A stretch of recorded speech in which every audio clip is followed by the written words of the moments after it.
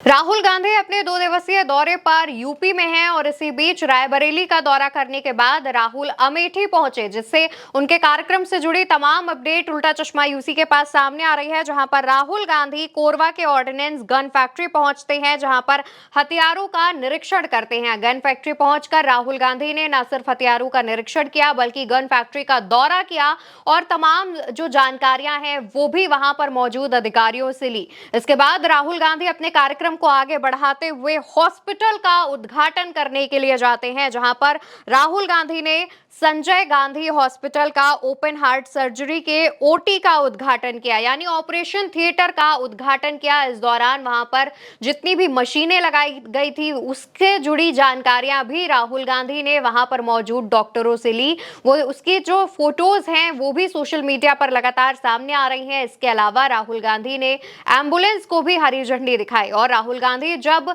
Hospital का उद्घाटन करने पहुंचे थे उसी दौरान वहां पर इंदिरा गांधी नर्सिंग कॉलेज का भी उन्होंने दौरा किया और इंदिरा गांधी नर्सिंग कॉलेज की कुछ छात्राओं के साथ राहुल गांधी ने तस्वीरें भी खिंचाई। इस तस्वीर को देखिए जिसमें राहुल गांधी आपको तमाम छात्राओं के बीच हंसते मुस्कुराते हुए बैठे नजर आएंगे। राहुल गांधी का ये दौरा काफी अहम माना जा रहा है क्योंकि अमेठी में कांग्रेस का ही सांसद है केएल शर्मा अमेठी में जीते थे और अमेठी जो कि पुराना कांग्रेस का गढ़ कहा जाता है उसको केएल शर्मा ने एक बार फिर 2024 के लोकसभा चुनाव में जीत हासिल करके कांग्रेस का कब्जा जमाया था। राहुल गांधी जब अमेठी पहुंचे थे उससे पहले राहुल गांधी के स्वागत के लिए जगह जगह कई इंतजाम किए गए थे। राहुल जब अमेठी पहुंचने वाले थे उससे पहले ही कांग्रेसी कार्यकर्ताओं का हुजूम अमेठी की सड़कों पर इकट्ठा होना शुरू हो गया था। राहुल के स्वागत के लिए फूल मालाओं का इंतजाम किया गया था, गाजे बाजे का इंतजाम किया गया था। लेकिन राहुल का काफिला जब अमेठी पहुंचता है तो लोग उनसे मुलाकात करने के लिए अचानक से उमड़ने लगते हैं, जहां पर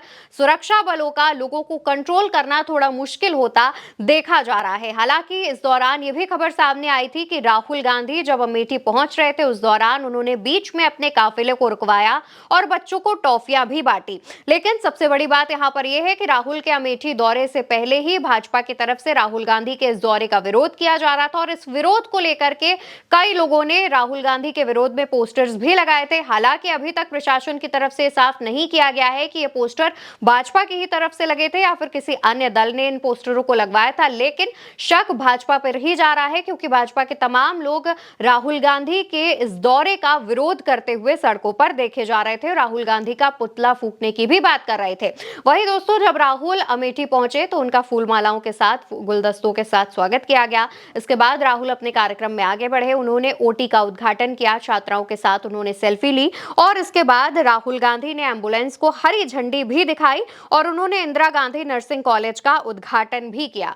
दोस्तों राहुल गांधी इससे पहले रायबरेली के दौरे पर थे जहां पर उन्होंने तमाम कार्यक्रमों में शिरकत की थी और कई चीजों का दौरा किया था। इसके बाद कांग्रेस के तमाम कार्यकर्ताओं के साथ बैठक करते हुए उन्हें कड़े शब्दों में दिशा निर्देश भी दिया था और अभी से ही 2027 विधानसभा चुनाव की तैयारी के लिए एक मंत्र भी दिया था। राहुल गांधी ने बैठक में साफ साफ शब्दों में अपने कार्यकर्ताओं को यह बताया था कि अगर आपको कांग्रेस का गढ़ मजबूत करना है, कांग्रेस के लिए काम करना है तो किस तरीके से किस प्लान के तहत आपको काम करना चाहिए। इसके बाद जब वो अमेठी पहुंचे तो उनका भव्य तरीके से स्वागत किया गया। हालांकि दोस्तों राहुल गांधी का अमेठी का दौरा 1 दिवसीय होना था, लेकिन इस दौरे को छोटा कर दिया गया क्योंकि राहुल को कानपुर जाना था जहां पर पहलगाम हमले में मारे गए शुभम द्विवेदी के परिजनों से राहुल को मुलाकात करनी थी। इसलिए अमेठी में तमाम कार्यक्रमों में शिरकत करने के बाद उन कार्यक्रमों को निपटाने के बाद राहुल गांधी कानपुर के लिए रवाना हो गए।